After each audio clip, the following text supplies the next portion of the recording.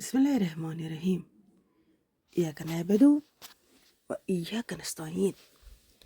Rabbi इश्रह ली सदरी व यस्सिर ली अमरी वहलुल उक़दतन मिन लिसानी यफ़क़हू क़ौली। हज़रत यूसुफ़ अलैहिस्सलाम का ख्वाबों की ताबीर बताना।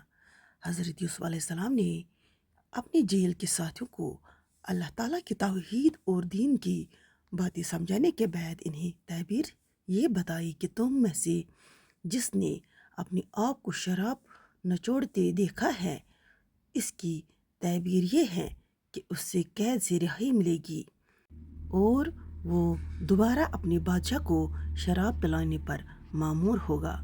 और जिसने अपने सर पर रोटियों के टोकरे देखे हैं, उसे फांसी दी जाएगी और परिंदे इसके सर से गोश्त नोच नोच कर खाएंगे।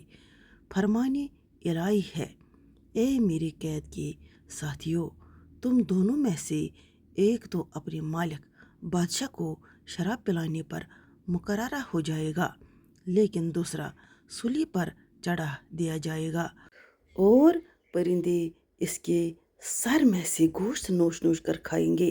तुम दोनों जिस बारे में मुझसे पूछ रहे हो, इस काम का फैसला किया जा चुका है।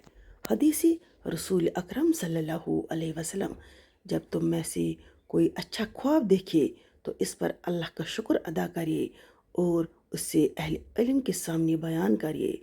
और अगर कोई नापसंदीदा ख्वाब देखे तो वो शैतान की तरफ से है, लिहाजा इस ख्वाब के शर से अल्लाह ताला की पनाह मांगे और वो ख्वाब किसी से बयान न करिए।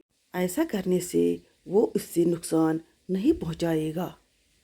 फरमाने इलाही है, एक दिन बादशाह ने कहा, मैंने ख्वाब देखा है कि 7 दुबली पतली गायें 7 मोटी गायों को खा रही है और अनाज की 7 बालियां सरसब्ज है और दूसरी 7 खुश्क है। ए दरबारियों, मेरे इस ख्वाब की ताबीर बताओ, अगर तुम ख्वाब की ताबीर दे सकते हो। उन्होंने जवाब दिया कि ये तो परेशान कुन ख्वाब है और हम ऐसे ख्वाबों की ताबीर नहीं जानते।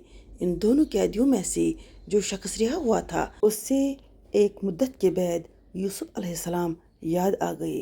वो कहने लगा, मैं तुम्हें इसकी ताबीर बतला दूंगा, लिहाजा मुझे कैद खाने में जाने दीजिए। उसने जाकर कहा, ए बहुत ही सच्चे यूसुफ अलैहिस्सलाम, आप हमें इस ख्वाब की ताबीर बताइए कि 7 मोटी गायें हैं जिन्हें 7 दुबली गायें खा रही है और 7 सब्ज खोशे है और 7 खुश्क है, ताकि मैं वापस जाकर इन लोगों से कहूँ, शायद वो आपकी कदर व मंजिलत जान ले। यूसुफ अलैहिस्सलाम ने जवाब दिया कि तुम 7 साल तक लगातार खेती बाड़ी करते रहोगे और इस दौरान तुम जो फसलें काटो, इनके अनाज को बालुओं में ही रहने देना ताकि वो महफूज रहे, सिवाय इस थोड़ी सी मकदार के जो तुम खाओगे। फिर इसके बाद 7 साल नहायत सख्त कहत के आएंगे। इस ज़माने में वो गला खा लिया जाएगा जो तुमने इन 7 सालों के लिए ज़ख़ीरा किया था, सिवाय इस थोड़े से गले के जो तुम बीज के लिए रोक रखते हो। फिर इसके बाद जो साल आएगा, इसमें लोगों पर खूब बारिश होगी और इस साल वो फलों का रस खूब नचोड़ेंगे। शाह मिस्र के ख्वाब की ताबीर बताने पर आप अलैहिस्सलाम की रिहाई। जब बादशाह के साक़ी ने हज़रत यूसुफ अलैहिस्सलाम से बादशाह के ख्वाब की ताबीर पूछी और आप अलैहिस्सलाम ने इसकी ताबीर बताई, तो वो फ़ौरन बादशाह के पास पहुंचा और हज़रत यूसुफ अलैहिस्सलाम की बताई हुई ताबीर इसके सामने पेश की। ख्वाब की ताबीर मालूम होने पर बादशाह बड़ा खुश हुआ और हज़रत यूसुफ अलैहिस्सलाम को अपनी खास वज़रा में शामिल करने के लिए अपने पास लाने का हुक्म दिया। जब बादशाह का कासिद आप अलैहिस्सलाम के पास हाजिर हुआ तो आप अलैहिस्सलाम ने इस वक्त तक कैद खाने से बाहर निकलने से इनकार कर दिया जब तक आप अलैहिस्सलाम के मुकम्मल बेगुनाही का इजहार न हो जाए। आप अलैहिस्सलाम ने कासिद से कहा कि बादशाह को मेरा पैगाम पहुंचा दो कि जिन औरतों ने मकर व फरेब करते हुए अपने हाथ काट लिए थे, ان سے پوچھیے کہ اصل حقیقت کیا تھی۔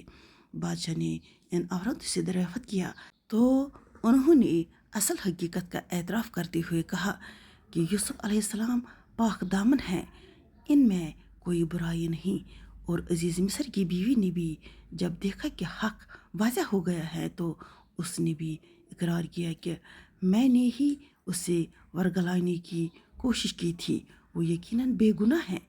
جب آپ علیہ السلام کی بے گناہی ثابت ہو گئی تو آپ علیہ السلام نے عرض کیا کہ میں اپنے نفس کی پاکیزگی بیان نہیں کرتا، بے شک نفس تو گناہ کے کام ہونا ممکن ہے، مگر یہ کہ جس پر اللہ تعالیٰ اپنی خاص رحمت فرمائے۔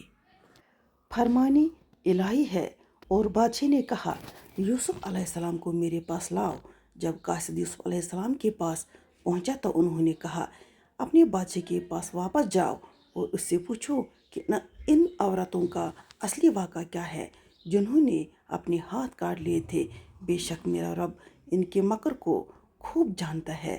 اس پر بادشاہ نے پوچھا اے عورتوں، اس وقت کا صحیح واقعہ کیا ہے جب تم مکر کر کے یوسف علیہ السلام کے نفس کو بہکانا چاہتی تھے؟ انہوں نے یک زبان ہو کر کہا اللہ کی پناہ، ہم نے یوسف علیہ السلام میں کوئی برائی نہیں پائی۔ اس وقت عزیز مصر کی بیوی بھی پکار اٹھی کہ اب تو سچی بات واضح ہو گئی ہے، میں نے ہی اس کے نفس کو ورگلایا تھا اور یقیناً وہ بالکل سچا ہے۔ یوسف علیہ السلام نے کہا اس سے میری غرض یہ تھی کہ وہ بادشاہ جان لے کہ میں نے پیٹ پیچھے اس کی خیانت نہیں کی تھی، اور بے شک اللہ خیانت کرنے والوں کا مکر چلنے نہیں دیتا۔